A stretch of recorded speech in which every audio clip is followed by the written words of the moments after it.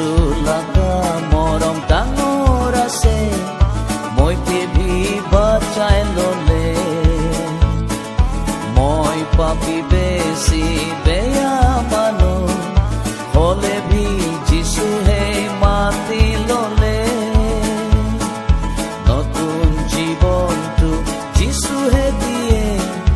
life V আলাগ হৈ যায়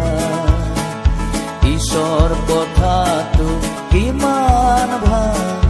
শুনিলে শান্তি আহে এতিয়া বুজিছে বিশ্বাস কৰিছে আৰু জানিছে যিছু জিন্দা